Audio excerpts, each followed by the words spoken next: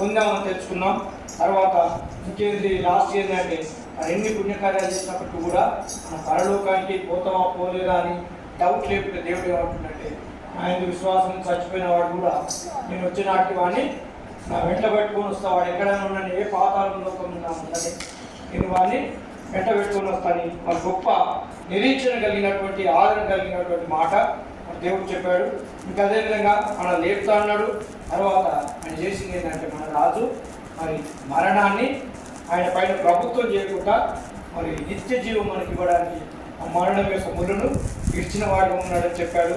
తర్వాత ఆ యొక్క సమాధిని మరి ఖాళీగా ఉన్నదని మరొకసారి దేవుడు చెప్పకనే చెప్పాడు అనమాట. సో ఈ యొక్క విషయాలను మనం అందరం మరి మనసులో ఉంచుకొని ఆయన యొక్క పునరుత్థాన దినాన్ని కళ్ళు మూసుకుందాం, అందరం ప్రార్థన చేసుకుందాం.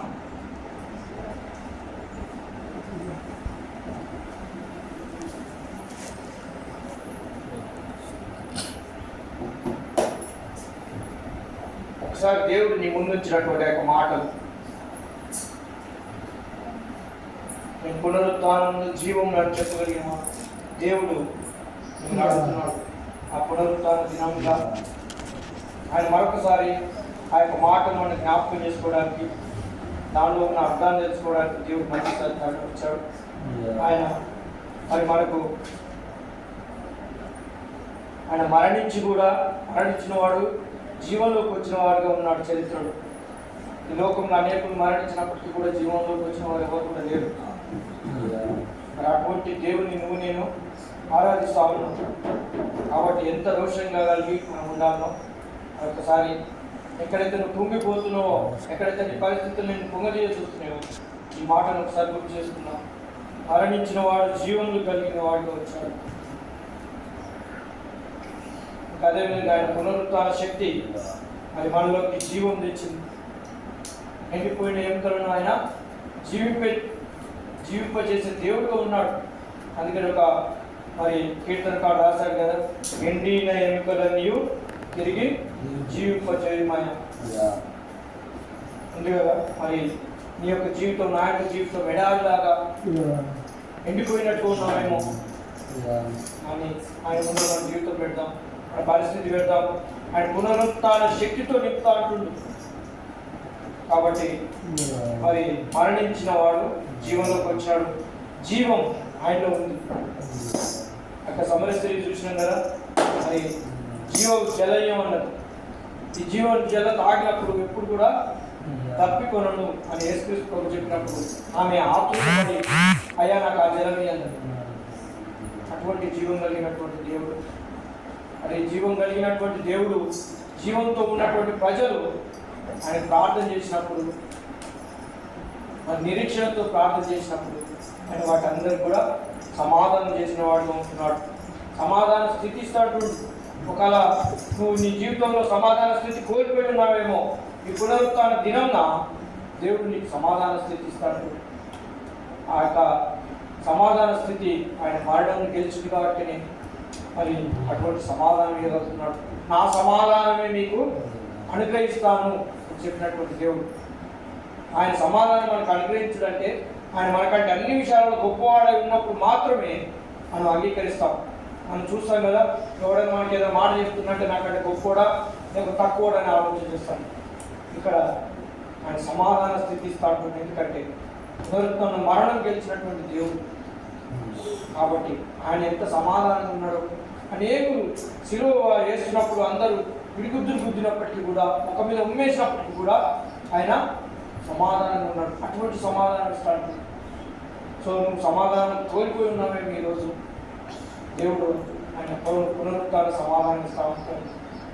ఇంకా చూసినప్పుడు మనము అన్నిటికంటే మనం అనుకుంటాం కదా, నేను ఈరోజు చచ్చిపోతే ఏమైతే అనుకుంటాను కదా, దేవుడు అంటున్నాడు తిరిగి వచ్చేటప్పుడు ఈ లోకానికి నిన్ను కూడా లేపి నాతో పాటు నేను తీసుకొస్తాను. ఒకవేళ ఇన్ని రోజులు మనము అటువంటి నిరీక్షణలో అటువంటి ఆ మాట వినలేదేమో, దేవుడు ఈరోజు నీకు నాకు గుర్తు చేస్తుంది అంటారు కదా. మన దేవుని తెలుసుకునే వారు ఏమంటారంటే, మరి పుణ్యకార్యాలు ఎక్కడెక్కడ మునిగితే మరి నువ్వు మరి పరలోకానికి వెళ్తామంటారు. కానీ దేవుడు పరలోకంలో ఉండేది ఎవరు? యేసుక్రీస్తు ప్రభువే కాబట్టి ఆయన మనందరూ కూడా లేపి తీసుకొస్తాడు. మరి మరణం ముందు విడిచారని పదే పదే చెప్తున్నాడు. అందరి మీద ప్రభుత్వం చేయగలిగిన మరణం నాశి యేసుక్రీస్తు ప్రభు పైన మరణం చేయలేకపోయింది.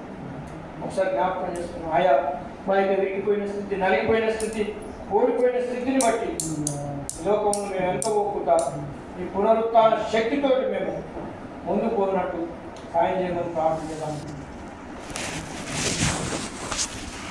మహాపరిశుద్ధుడా, ప్రేమ, కనికరం, దయ, జాలి కలిగినటువంటి దేవా, మరి ముఖ్యంగా పునరుత్థానుడా మీకు వందనాలు స్తోత్రం చెల్లిస్తాం తండ్రి. ఈ లోకం అనేకంగా గాయపరిచిన, హింసపరిచిన, ఆధారాలని తారుమారు చేయడానికి కూరుకున్నప్పటికీ కూడా వాటన్నిటిని కూడా తక్కువ అవన్నీ కూడా మేము ఆపలేకపోయింది దేవా. మరణం వరకు తీసుకెళ్ళారు కదా తక్కువ. దాని తర్వాత ఉన్నదాన్ని వాళ్ళు ఏం చేయలేని స్థితిలో, నిస్సహాయ స్థితిలో ఉన్నారు. అవును నాయన, మరి మీరు వాళ్ళు అనుకున్న ప్రకారం మరణించిపోయింది, అయిపోయింది, యేసుక్రీస్తు ప్రభువు ఇంకా ఉండడు అని లోకం ఆచారాలు చేసిన వారు అనుకున్నారు కానీ తండ్రి, వారి ఆలోచనలకు అంతు చిక్కకుండా తిరిగి లేచినటువంటి దేవా నీకు వందనాలు స్తోత్రం చెల్లిస్తాం. సమాధి మిమ్మల్ని ఆపలేకపోయింది, ఆ ముద్ర ఆపలేకపోయింది, దానికి ఆవులున్న వాడు ఆపలేకపోయినాడు తండ్రి. మరి మీరు అంత గొప్ప శక్తి కలిగినటువంటి దేవుడు, మరి మీరు మరణించి ఉండి తిరిగి రాకపోతే మేము కూడా ఇతరుల వల్ల ఉండుమేమో తండ్రి. కానీ మా దేవుడు అలా దేవుడు కాడు, మా దేవుడు అలాంటి దేవుడు కాడని నిరూపించారు, లేచారు. అయినా మేము ఈరోజు ఈ లోకంలో ఏదైనా పట్టుకొని జీవిస్తూ ఉన్నామంటే తక్కువ మరణం గెలిచి లేచిన దేవుడిగా ఉన్నారని నమ్ముతా ఉన్నాం తండ్రి. గొప్ప దేవుడా, వందనాలు స్తోత్రం. ఆయన సాతాను నీకు అది లేదు ఇది లేదు అని మమ్మల్ని కుంగదీస్తూ ఉంది. ఇది లాస్ అయిపోయాడు, ఇది లేదు, ఇది ఇంకే నీ స్థితి అంటుంది. కానీ మేము చెప్తున్నాం ఈరోజు పునరుత్థానటువంటి యేసుని బట్టి చెప్తున్నాము. ఆ సమస్తం రూపం మాపగలిగినటువంటి దేవుడు మాకున్నాడు. సాతానా నువ్వు మమ్మల్ని ఏం చేయలేదు. మమ్మల్ని ఎంత వెనుకకు లాగినప్పటికీ కూడా మరణం గెలిచినటువంటి దేవుని మేము ఆరాధిస్తా ఉన్నాం.